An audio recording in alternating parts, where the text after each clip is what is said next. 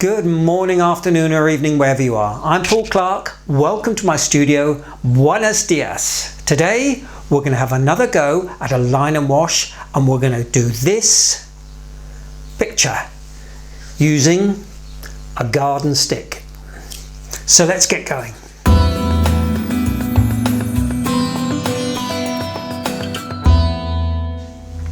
Before we start, I would just like to say a very big thank you to all of you who've subscribed, pressed the like button and left a comment. It really has helped, and it means those nice people at YouTube promote my video to more people. So thanks again. So today we're going to have a look at this reference photograph. This was a picture that I took on holiday in southern Spain, in Granada and Seville last year. And if you're not careful, I'll end up showing you all my holiday snaps. But I thought this one would make a great subject for a nice line and wash. So using a holiday snap like this can be a great way of just using it as a basis to produce a composition, to produce something that we want to paint.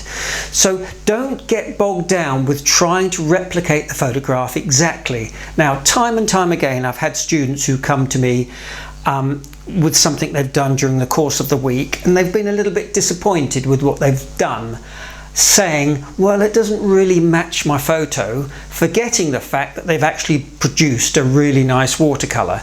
So we must remember that the viewer is never going to see the original photograph that you did your painting from. So we mustn't get too worried about detail and copying things exactly. Put your own interpretation into things. It always makes it more enjoyable to paint. So enough of my babbling, let's get on with it. Quick sketch. I've changed the format from a portrait shape to a square, and I've taken out the two ladies here in the foreground, who happen to be two of our friends. Sorry girls.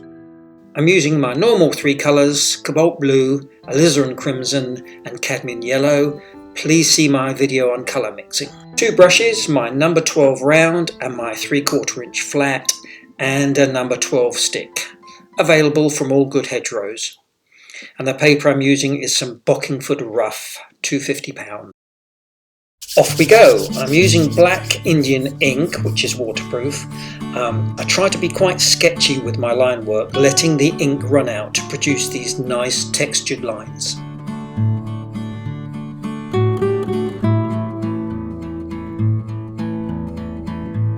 The video here is speeded up, so I don't expect you to work this fast, but don't labour too long on unnecessary detail.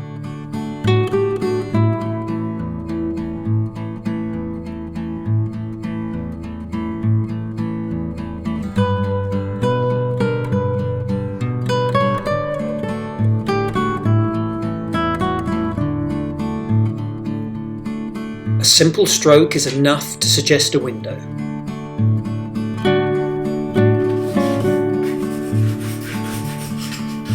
Now cover the entire sheet with clean water.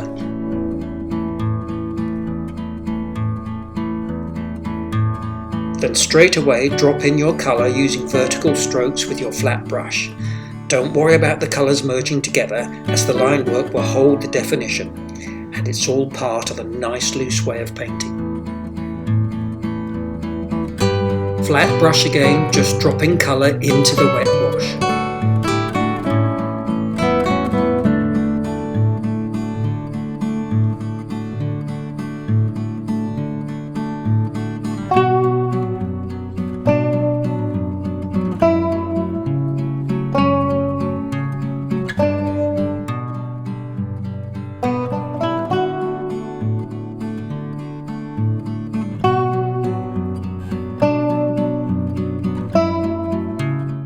Now with my number 12 round, I'm splatting in some clean water to produce some interesting backgrounds. Next, sprinkle in some table salt into the wall and green areas. You can see here the feathery effect it produces once it's dried.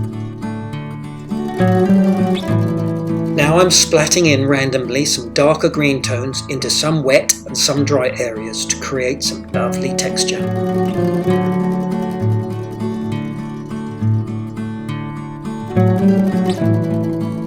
first washes have now dried, so I'm now painting wet into dry a few details, and as you can see, I'm not trying to be too precise.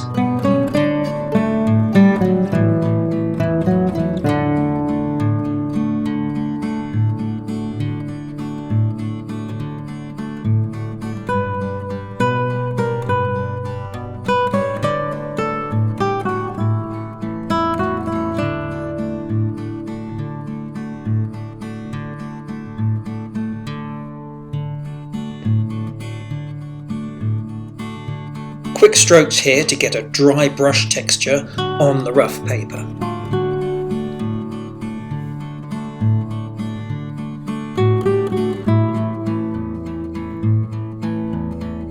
Few little shadowed tones in a darkish brown.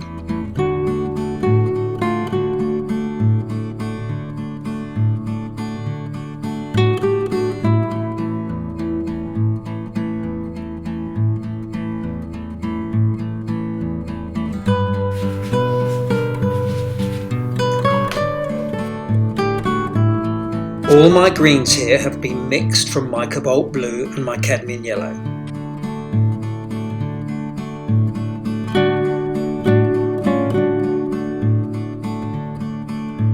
I'm painting these ripples in a cobalt blue mix, making sure that the wash is transparent so I can still see the painting underneath. A bit of red colour detail here and there. With clean water, I'm re-wetting the river area, then dropping in some dark tone blobs under the shadow areas. Then I tilt my board and let the paint run down to create a nice soft reflection.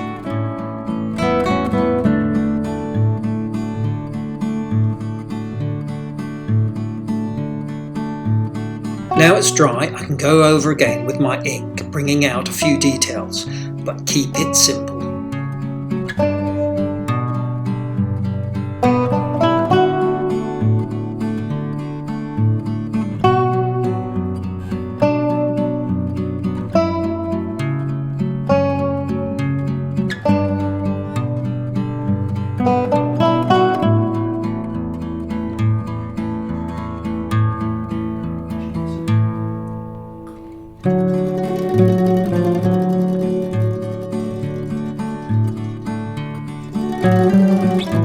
Now we go into mixed media mode and use a few soft pastels.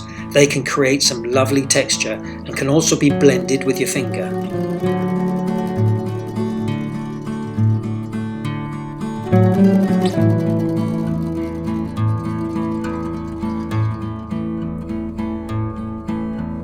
A little bit of fleshy colour for the faces. Now with a beige pastel pencil, I'm just adding in a few tree details.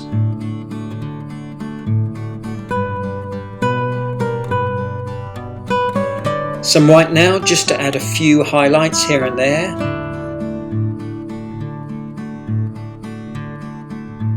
And the sparkle in the water. Now, are we in danger of overworking it? Yes, so let's call it a day. Come on now, stop fiddling, Paul.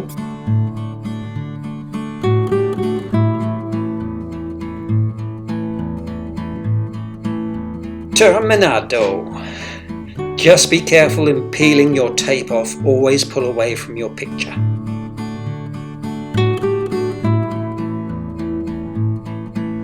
Well, I really hope you've enjoyed today's lesson.